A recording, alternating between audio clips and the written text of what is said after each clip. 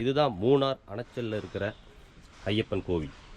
இங்கே 18 படிகள் கொண்டு கோவிலுடைய நுழைவு அமைஞ்சிருக்குது. அந்த 18 படிக்கட்டில் ஏறி போகிறோம்.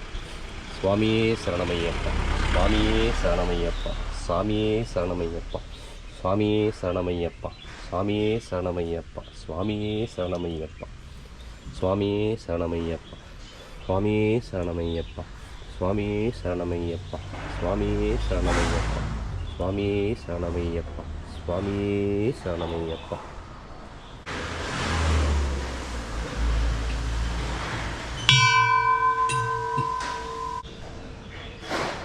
மூணார் அப்படிங்கிறத நீங்கள் ஏற்கனவே பல இடங்களில் கேள்விப்பட்டு பல சினிமாக்கள்லையும் பல யூடியூப் சேனல்லையும் பார்த்துருக்கலாம். ஆனால் மூணாரில் பார்த்தோம் அப்படின்னம்னா ஒரு பிரசித்தி பெற்ற ஒரு ஐயப்பன் கோயில் இருக்குது. அங்கே வருஷம் எடுக்கக்கூடிய திருவிழா அப்படிங்கிறது மிக பிரம்மாண்டமாக இருக்கும்.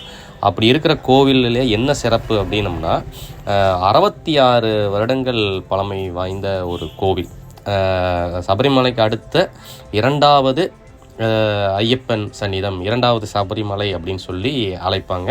அந்த இடத்துக்கு பேர் அணைச்சல் அப்படின்னு சொல்லி இருக்கும். ANACHAL அப்படின்னு சொல்லிட்டு நீங்கள் கூகுள் மேப்பில் தேடினீங்க அப்படின்னம்னா அந்த கோயில் இருக்கும்.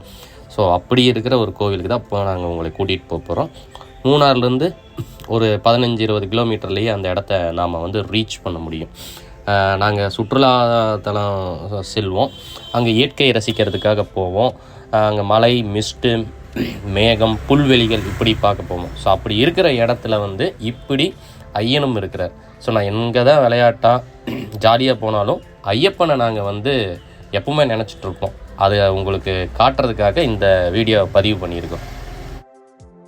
எங்களால் முடிஞ்ச ஒரு பந்தா கொஞ்சம் ரைட்டில்